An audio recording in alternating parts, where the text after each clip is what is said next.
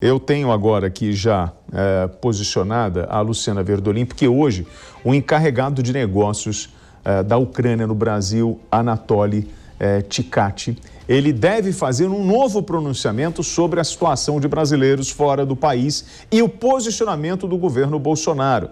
Quais são as expectativas para hoje e qual foi o posicionamento mais recente? Luciana Verdolim, ao vivo de Brasília. Boa tarde, Lu.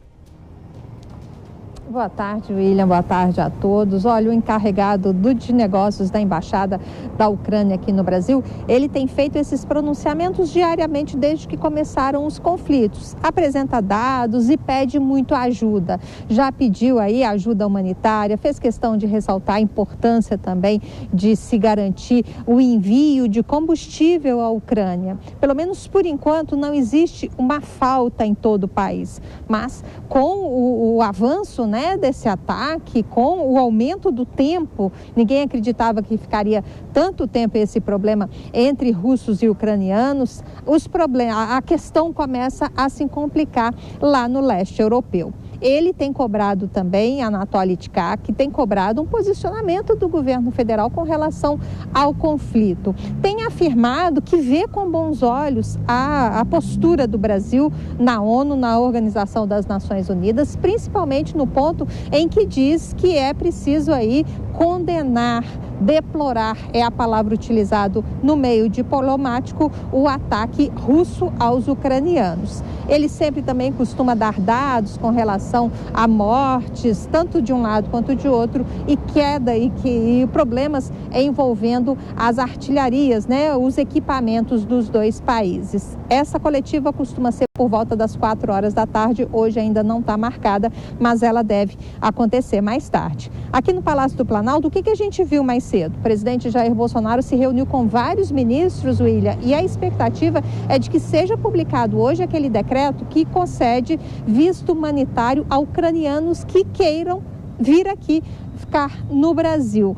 A avaliação do governo brasileiro é que a gente tem uma comunidade muito grande de ucranianos e essa pode ser uma possibilidade dessa população, parte da população, fugir do conflito. As regras estão sendo definidas e a expectativa é de que deve ser anunciada logo mais. O presidente já falou sobre isso há uns dias e só faltam os últimos detalhes jurídicos para que a medida seja efetivamente publicada aqui no Diário Oficial. Vale ressaltar também que o governo está trabalhando na logística do envio daquele avião para buscar brasileiros que ainda estão na região do conflito. São vários pontos que estão sendo levados em consideração, fatos inclusive junto à Agência Nacional de Vigilância Sanitária, porque tem regras para a entrada de brasileiros no país e também de estrangeiros. A expectativa é de que essas regras, nesse caso, sejam flexibilizadas. E existe também um trabalho do governo brasileiro de levar ajuda humanitária. Tudo isso está sendo fechado e a gente deve ter confirmação de data, local e hora nas próximas horas. Bom, vamos lá. Posicionamento do governo brasileiro da UD. O Brasil votou a favor das sanções. Então, na verdade, ele condena, a Rússia pelos ataques à Ucrânia. Certo? Certo, certíssimo. O Brasil... A posição do Brasil na ONU é exatamente essa. Agora, qual é a posição do governo Jair Bolsonaro? É neutralidade. O embaixador da Ucrânia vem pedindo cada vez mais para que ele se manifeste... A partir do momento que eu faço o meu voto na ONU, não tem neutralidade, eu sou contra, ponto. E o voto na ONU é do governo Bolsonaro.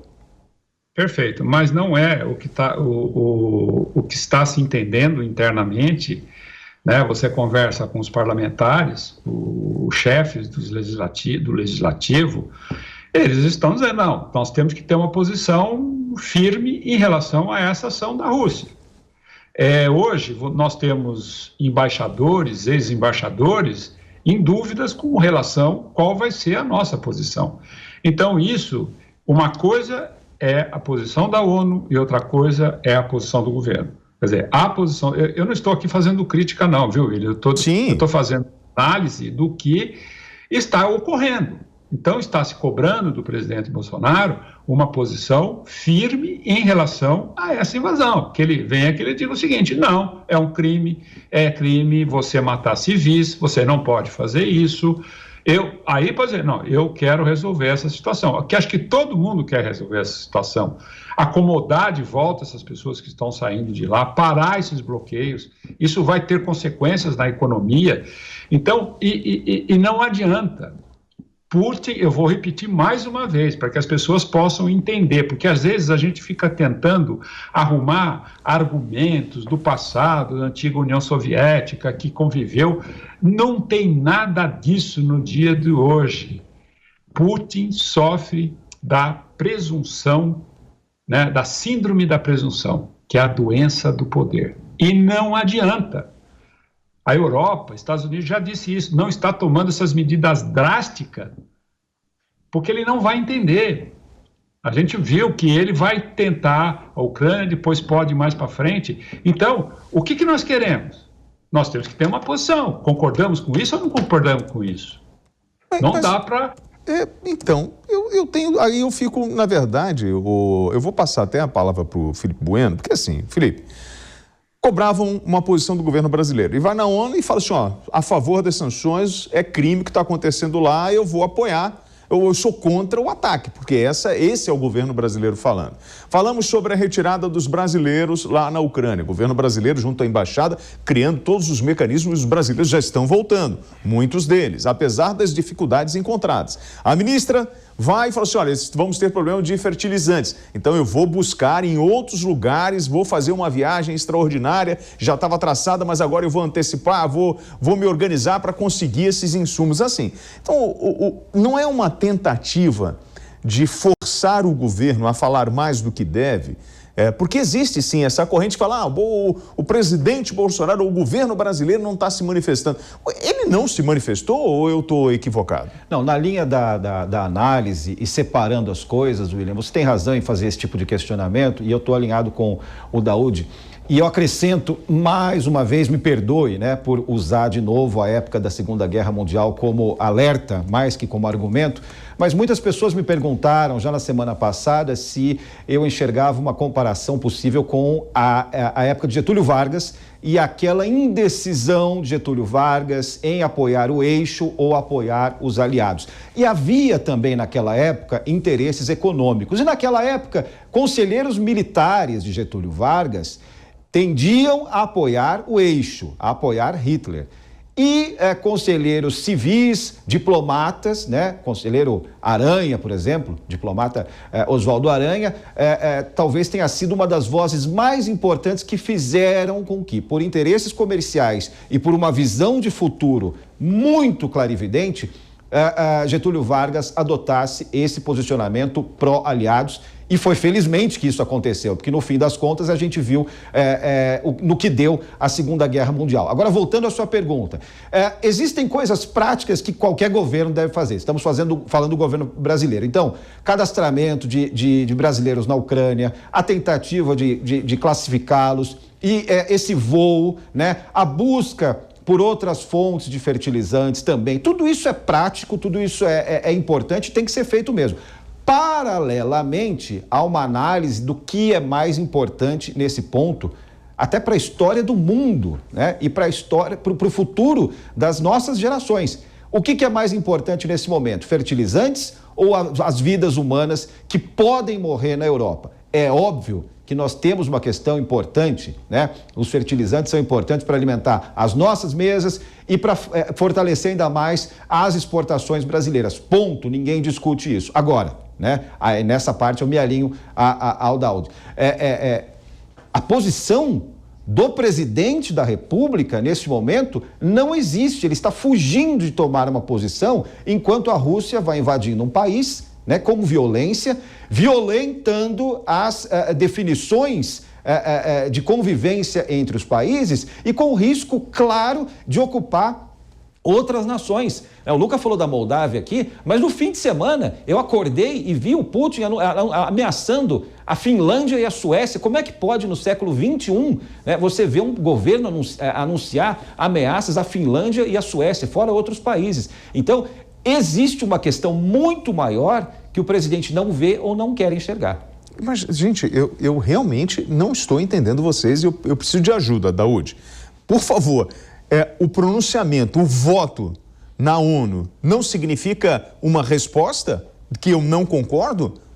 Ou vocês esperam que o presidente da República grave em rede nacional ou na live dele, que inclusive é hoje, que ele fale e condene ele, pessoa física, as ações que ele está vendo nas imagens que estão sendo publicadas? É isso? A expectativa dos senhores é essa? Bom, a minha é sem dúvida. Para o embaixador da Ucrânia aqui cobrar do presidente um posicionamento é sinal que a Ucrânia, como vítima dessa agressão, não está vendo um posicionamento além daquele da OTAN, que o Brasil, perdão, da OTAN não, da ONU, que tradicionalmente sempre foi em defesa desses preceitos legais que estão na Carta da ONU. William, a situação ela é muito grave em relação à exposição. Eu vou dar um exemplo aqui. A ministra Tereza Cristina pode chegar lá no Canadá, eu vim aqui tentar ver se vocês me arrumam fertilizantes, tá? O Canadá pode dizer para ela, olha, ministra, a gente pode tentar ver, mas por que o seu país não está se manifestando contra essa agressão? Por que o presidente do seu país não faz isso? Isso é uma possibilidade. Então, eu acho que não dá para você, sou a favor da paz. Sim, todos nós, eu mais do que ninguém, gosto do Bolsonaro. Eu não sou contra o Bolsonaro, não, vou deixar bem claro, porque as pessoas às vezes falam, o Daúde virou petista, o Daúde... Não, eu gosto do meu país. As consequências que nós vamos ter em qualquer dúvida em relação ao nosso posicionamento, elas serão desastrosas para uma economia que está na armadilha do crescimento há 60 anos, há 50 anos, o Brasil está numa armadilha do crescimento. E nós não vamos sair dessa armadilha se nós não nos unirmos a um momento que a economia vai retomar, porque essa crise vai passar. Então, é importante que nós sejamos pragmáticos em relação a entender politicamente esse momento. Eu também, às vezes, aqui, eu ouço as pessoas falar, mas o Brasil não se manifestou? Se manifestou, mas você pergunta para os embaixadores, pergunta para o parlamento, pergunta para todos aqui, que vão dizer, não, mas o presidente tem que ser mais incisivo. Então, realmente a minha... Então, mas aí, vamos lá. A gente está no ano eleitoral, é fato. É claro que está acontecendo um crime contra a humanidade.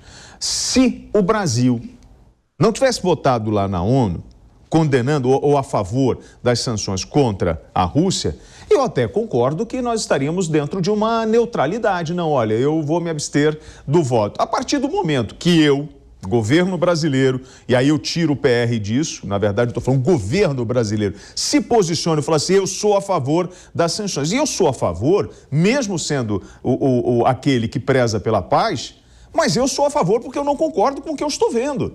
Então, assim, é um posicionamento do governo brasileiro. Mas aí eu percebo, Daúde, eu posso estar enganado, Felipe, por favor, uma certa pressão para colocar o presidente Jair Bolsonaro numa sinuca de bicos, para provocar ele, para ele falar alguma coisa, e aí sim virá uma terceira guerra mundial dentro do Brasil na campanha eleitoral de 2022. Porque é o que mais a terceira via precisa para poder se projetar, é mais do que o PT vai precisar para poder criticar o presidente, independente da fala do presidente, tá? Qualquer coisa que ele venha falar no ano de hoje, ele vai ser apedrejado, porque é isso que acontece na prática dentro da fala do presidente. Eu não estou aqui para ficar defendendo A, B, C ou D, mas eu não posso negar que o governo brasileiro tomou uma postura na ONU. E, para mim, isso é oficial. Em relação aos fertilizantes, Felipe, 6% de Belarus, 6,1%,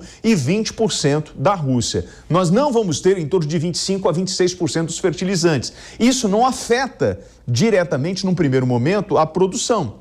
Mas eu preciso repor esses 25%, levando em consideração que eu não sei como essa guerra vai afetar os outros pontos. Aí vem uma discussão sobre a demarcação de terras, falando assim, olha, o Brasil tem como produzir o seu fertilizante. Mas isso está em reserva indígena, em área de proteção ambiental. Como é que eu mudo a legislação? Porque isso já foi levantado, inclusive, pelo Bolsonaro.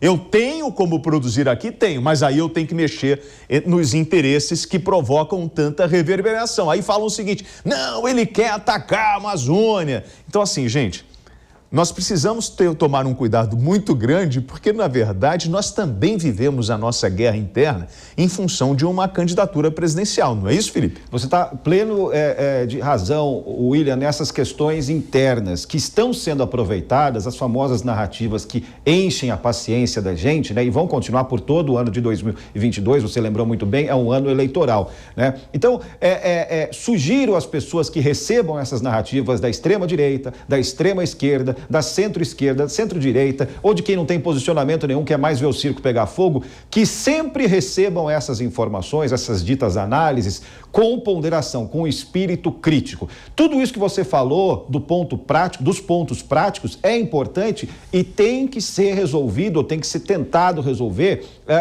da maneira mais prática possível. A questão interna, a questão da produção de fertilizantes. Eu coloquei isso aqui há 2 ou 3 dias, né? É nessa hora que nós lamentamos não só essa questão, essa bola que está pingando da exploração responsável em território indígena, mas também de jogar no lixo anos e anos e anos de investimento em universidades, em centros de pesquisa, para que a gente possa não só tirar da terra os nossos recursos, como processar aqui dentro os nossos recursos. Porque também não adianta explorar a nossa terra e mandar processar e comprar muito mais caro de outros países lá na frente. Isso não é patriotismo. Agora, isto colocado de lado, e as coisas correm paralelamente, então é muito difícil colocar de lado, William, só para deixar claro essa posição, diplomacia versus chefes de Estado, são 2 planos diferentes, né? E eu acho que o Daudi concorda comigo, mas são 2 planos muito complementares. O plano da ONU, né? O plano da diplomacia funciona de uma maneira e até que funciona de uma maneira harmônica. Agora, existe o plano do Estado, dos Estados, do posicionamento dos chefes de Estado. E a gente se lembra, logo de cara, o general Mourão se posicionou, quando perguntado pela imprensa, a respeito da neutralidade brasileira. Ele disse, não tem neutralidade. O que está acontecendo lá na Europa é um crime. E convenhamos, né, o general Mourão, o vice-presidente da República, é muito mais equipado que o presidente da República em questões internacionais. Ele tem vivência, ele tem experiência, ele já mediou conflitos internacionais. Então, ele sabe do que ele está falando. Aí passa a ser, sim, uma pressão inevitável sobre o presidente da República se ele não se colocar, né, como se espera nesse aspecto da discussão política. Então, atenção rede, são 12 horas e 55 minutos. Daudi, eu já percebi, e eu posso estar muito enganado, mas às vezes a gente vai olhando, né, como a informação vai surgindo e as provocações que podem aparecer. Porque fala assim, olha, a Venezuela está com Putin. O Brasil precisa falar alguma coisa. É como se fosse aquela turma que fica olhando, um provocar, ele brigou com a sua mãe, ele falou não sei o quê. E aí é a turma que está incitando e jogando oxigênio no meio da fogueira, querendo ver mesmo a briga entre direita, esquerda, entre conservadores, entre a turma mais liberal, entre não sei... Então, assim, nós estamos vivendo na guerra da informação aqui no Brasil também. Não tem essa tentativa de provocar ou criar um atrito entre Brasil e Venezuela, provocando o presidente Jair Bolsonaro em função da Venezuela se aproximar de Putin. Aí fala assim, não, mas o Lula apoia a Venezuela. E aí é a turma que quer colocar fogo no parquinho? Não tenha dúvida, eu concordo plenamente com você. Essa guerra de narrativas, ela vai existir. Outro dia eu estive no Paraná, parei num posto de gasolina, e um frentista me disse assim, o senhor viu? O Bolsonaro está mandando soldados para defender a Rússia. Então, você começa a perceber que essa guerra existe, né? Agora, essa questão do Brasil, eu só vou dar um exemplo, eu acho que você colocou a questão dos fertilizantes. Sabe por que nós não temos fertilizante aqui? Exatamente porque você tem problemas ambientais, você tem custos muito altos. Então, não compensa. Quer dizer, outra coisa, o Brasil é um dos grandes produtores de algodão. Ele exporta algodão e compra tecido lá fora, porque produzir o tecido aqui é mais caro. A Vale do Rio Doce exporta minério de ferro e compra trilho da China. Quer dizer, a nossa indústria, que há 40 anos representava 36% do PIB, hoje ela representa menos de 9%. Então, a produção desses insumos no Brasil é muito mais caro do que você comprar lá fora. Então, de repente, você tem um fato sazonal como esse, em que você te joga na cara, não tem mais fertilizante. O problema não é ter o fertilizante, o problema é o custo do fertilizante, porque você não vai conseguir produzir comida nesse patamar, ou até mais, para onde vai o fertilizante. Vamos ver a questão do petróleo. O Brasil é autossuficiente em petróleo, mas nós temos que exportar o nosso petróleo e comprar gasolina, porque não compensa produzir gasolina, ter refinaria aqui. A própria Petrobras quer vender as refinarias, não consegue vender porque ninguém quer comprar. Aí está o custo, Brasil. Está a nossa estrutura. A Petrobras, há dois anos, fechou 2 usinas, unidades... Daúde, um segundo. Atenção à hora certa. São 12 horas e 58 minutos. Estamos voltando para toda a rede. Miguel Daúde falando sobre justamente o governo brasileiro, fertilizantes, o nosso poder de produção disso e como é caro produzir no Brasil esse tipo de coisa. Daúde, 30 segundos para finalização. Então, você, quando coloca essa posição, você tem razão. Mas só que não vai bastar isso. Nós temos que ter um posicionamento. Infelizmente, eu acho que essa guerra de narrativas que nós vamos enfrentar vai ser muito ruim para o Brasil no momento em que a gente precisa de união, precisa de fazer, né, ter um posicionamento, melhor dizendo, em relação a tudo que vem pela frente. Agora, olha, sim, não é Daúde. Fácil governar, viu, William? Não é fácil. Ainda mais, Daúde, não é fácil governar, e o Felipe há de concordar comigo, quando, na verdade, você herda na tua conta toda uma falta de infraestrutura, onde, na verdade, problemas que nós estamos tratando hoje, porque só explodiu a história do fertilizante em função da guerra lá fora, e por que é mais caro aqui? Porque a legislação dificulta. Tenta construir uma estrada e vai lá pedir as licenças ambientais para poder tocar o barco. Então, tudo é muito complicado. E não dá para você colocar, vamos ser muito sinceros, Felipe, eu não vou colocar na conta do Bolsonaro isso.